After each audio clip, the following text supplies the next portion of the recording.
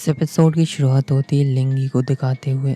उसे हम लकड़ी के एक बॉक्स में बंद पानी में डूबते हुए देख पाते हैं और फिर एक आवाज़ आती है, वेक अप, और वो जाग जाती है। उसका अतीत उसे सता रहा था। सीन एडा पर आता है। उसकी मौत कैसे हुई? डॉक्टर भी इस बात का पता नहीं लगा पाता क्योंकि ना कोई घाव था ना कोई सुराग। कैप्टन चाहते हैं ये बात किसी को पता न चले क्योंकि जहाज़ पर पहले से ही डर का माहौल है। तभी जहाज़ की रफ्तार धीमी हो जाती है। टेरेस पर आकर पता चलता है कि नज़ारा बिल्कुल साफ था, पर अचानक एक ही पल में चारों तरफ कोहरे जैसी एक धुंध छा जाती है। पहले कंपासेस और अब ये धुंध। कैप्टन कहते हैं वो यहीं रहेंगे और धुंध के छटने का इंतज़ार करेंगे। फिर वो मोरा को कुछ दिखाने ले जाते हैं। फ्रांस को लगता है ये गलती है, बाकी फैसलों की तरह एक और गलत फैसला। वो रास्ते से भटक चुके हैं। लगता है कैप्टन का दिमाग खराब हो गया है। कैप्टन अपने केबिन में आकर मोरा को कुछ दिखाते हैं। एक रिबन जो उन्हें प्रोमीथियस पर मिला था। वो रिबन उनकी बेटी का था। वो मर चुकी है। 2 साल पहले उनका पूरा परिवार एक साथ आग में जलकर ख़त्म हो चुका था। लेकिन कल कैप्टन ने अपने परिवार को देखा। ये कैसे मुमकिन है? उन्हें वो कैसे दिख रहा है जो है ही नहीं। मोरा कहती है हम अपने दिमाग पर पूरा भरोसा नहीं कर सकते। हर चीज़ जैसे हम देखते हैं और महसूस करते हैं हमारे दिमाग में चल रहे इलेक्ट्रिक इम्पल्सेस का नतीजा होते हैं। कभी कभी हम उन इम्पल्सेस को गलत समझ लेते हैं और लोग इसी तरह पागल होते हैं। फिर कैप्टन मोरा को वो टनल दिखाते हैं। कैप्टन जहाज़ के चप्पे चप्पे से वाकिफ़ है, लेकिन ये यहाँ नहीं होना चाहिए। उन्हें कुछ अंदाज़ा नहीं कि यहाँ क्या हो रहा है, पर जहाज़ कंपनी वो ज़रूर कुछ छुपाने की कोशिश कर रही है। प्रोमीथियस पर जो भी हुआ था उसके कैप्टन ने अपनी लॉग बुक में ज़रूर लिखा होगा। अब कैप्टन वो लॉग बुक ढूंढने प्रोमीथियस पर जाने का डिसाइड करते हैं। मोरा भी साथ जाएगी। अब सीन लोअर क्लास पर आता है। उनका एक मेंबर गायब था। एडा के बारे में उन्हें कुछ नहीं बताया गया। इसके बाद हम लिंगी को देखते हैं। वर्जीनिया उसके कपड़े उतारती है और वो खुद अपने हाथों से उसकी वर्जिनिटी चेक करती है। वो अब तक वर्जिन है। ये देखकर उससे भी हैरानी होती है। उससे उसके काम की वैल्यू और बढ़ जाएगी। लिंगी और उसकी माँ जिस चीज़ से भाग रहे थे वो उसी दलदल में फंसने वाले हैं। दरअसल लिंगी की माँ एक प्रोस्टिट्यूट है, पर इस काम से उसकी माँ ने उसे हमेशा दूर रखा और खुद से अलग एक नई ज़िंदगी देना चाहा। वो इस जहाज़ पर आए ताकि न्यूयॉर्क जाकर एक नई ज़िंदगी शुरू कर सके, पर अब उनका सिगरेट प्लान चौपट होने वाला था। वर्जीनिया को एक ग्राहक मिला है। सीन वापस कैप्टन और मोरा पर आता है। सेबेस्टियन और फ्रांस कैप्टन को रोकते हैं। कैप्टन जहाज़ को फिर से नहीं छोड़ सकते। लोग जानना चाहते हैं कि हो क्या रहा है। उस जहाज़ में कुछ तो गड़बड़ है। प्रोमेथियस को भूलकर अपने जहाज़ को रास्ते पर लाना चाहिए, लेकिन फ्रांस को ऑर्डर फॉलो करना पड़ता है। वो कैप्टन और मोरा को नाव के साथ पानी में उतार देता है। सबके जाने के बाद हम देखते हैं कि सेबेस्टियन किसी को कुछ सिग्नल्स भेजता है।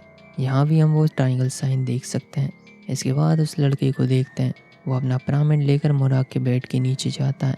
मोरा के केबिन में भी एक टनल है और इसका पता उस लड़के को है।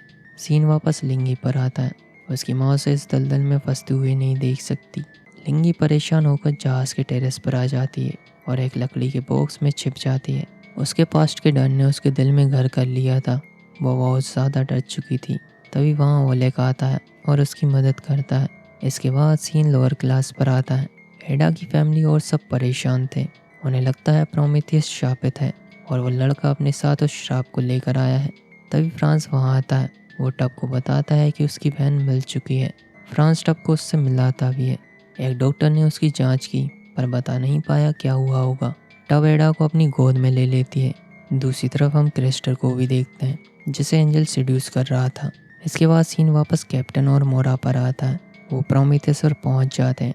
उन्हें वहाँ लॉग बुक तो नहीं मिलती, पर वो सेम टनल ज़रूर मिलती है, लेकिन उसका भी आगे का रास्ता बंद होता है। इसके बाद सीन उस लड़के पर आता है। वो कहाँ गया था कुछ पता नहीं, पर वो फिर से वापस लौट आया है।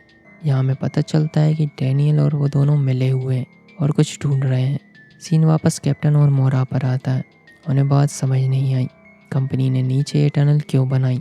कैप्टन बताते हैं कि कुछ महीने पहले 3 जहाज़ों का एक फ्लीट एक जर्मन इन्वेस्टर को बेचा गया, हेनरी सिंगलटन। उन तीनों जहाज़ों को 3 महीने के लिए एक ड्राई डॉक पर रखा गया। उनमें नया कम्युनिकेशन सिस्टम लगाया गया। सब कुछ बदला गया। ये साइन, ये ट्रायंगल, ये जहाज़ कंपनी का सिंबल है। एक और चीज़ है जो उन्होंने बदली थी। जहाज़ के इंजन रूम में कंपनी ने एक मशीन भी लगाई थी जिसे स्टीम प्रेशर नापा जाता है और ब्रिज तक सिग्नल्स भेजे जाते हैं। कैरबरोस पर इस मशीन ने कभी काम नहीं किया। यहाँ मोरा को लगता है शायद हो सकता है कंपनी ने झूठ कहा हो, शायद किसी और चीज़ के लिए लगाया हो। प्रोमेथियस के साथ जो भी हुआ उससे यह पता नहीं चलता सब गए कहाँ। थोड़ा और खोजबीन करने पर कैप्टन को कुछ चले हुए कागज़ मिलते हैं, जिसमें से वो एक पन्ना अपने पास छिपा लेते हैं और फिर वो वापस कैरवस पर लौटने लगते हैं। वापस लौटते वक्त कैप्टन बिल्कुल शांत थे, ऐसा लगता है उन्हें कुछ तो मिला था। इसके बाद सीन आता है लोअर क्लास पर। क्रेस्टर को अब पता चलता है कि एडा मर चुकी है। अनहोनी घटनाएं सिर्फ यही नहीं रुकती, फ्रांस को फिर से एक और लाश दिखती है, फिर से किसी की मौत। इसके बाद हम लिंगी को देखते हैं, वो भी सेम कैप्टन की तरह हेलुसिनेट करने लगी थी। ओलेग उसे शांत कराता है। अब वो ज़िंदगी से भागते भागते थक चुकी है, इसी वजह से वो वापस अपने कैबिन में लौट आती है। उसकी आज की रात लूसियन के नाम होने वाली थी। लूसियन ही वो ग्राहक है, पर लूसियन उसका गलत फ़ायदा नहीं उठाता। यहाँ हम एक और बात नोटिस करते हैं, लूसियन को कोई बीमारी है, समय पर दवा न लेने का नतीजा उसे भुगतना पड़ता है। उसका पूरा शरीर कांपने लगता है, ये एक दौरे पड़ने की तरह है, और इस बीमारी की खबर तो उसकी वाइफ को भी नहीं। यहाँ जहाज़ पर घटनाएं रुकने का नाम नहीं लेती।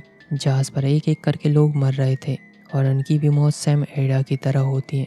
फ्रांस को लगता है ये सब उस जहाज़ की वजह से हो रहा है, उन्हें कुछ तो करना होगा। जहाज़ की कमांड सेबेस्टियन के हाथों में है, लेकिन वो भी कैप्टन के ऑर्डर्स फॉलो करता है। फ्रांस का सब्र अब टूट जाता है। वो कुछ लोग और हथियारों के साथ लोअर क्लास में जाता है, उन्हें बताता है कि जहाज़ पर लोग मक्खियों की तरह मर रहे हैं और कैप्टन इसके लिए कुछ नहीं कर रहे। अब उन्हें लड़ना होगा और जहाज़ को रास्ते पर लाना होगा। फ्रांस उन्हें हथियार थमा देता है और वो सब मिलकर बगावत शुरू कर देते हैं। वहाँ ओलेग भी मौजूद होता है और वो बगावत नहीं चाहता। फ्रांस समझ जाता है और उसे बंदी बनाकर जेरोम के साथ एक रूम में बंद कर देता है। सीन मोरा पर आता है, वो वापस लौट आए थे। मोरा और डेनियल देखते हैं कि लोगों ने हथियार उठा लिए हैं और अब बगावत होने वाली है।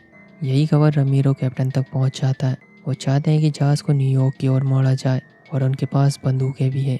इतने में ही वो लोग आते हैं और कैप्टन को घेर लेते हैं। फिर हम एक और विचित्र चीज़ देखते हैं। डेनियल के पास एक छोटा सा पजल जैसा डिवाइस होता है, जिससे वो कुछ करता है और इंजन रूम में फिट वो मशीन एक्टिवेट हो जाती है और अचानक से कैरबरोस जहाज़ गायब हो जाता है और सीन यही कट होता है। वीडियो कैसी लगी कमेंट में ज़रूर बताना, या लाइक बटन भी दबा सकते हो। तो फिर मिलते हैं अगले एपिसोड में, तब तक के लिए देखते रहिए।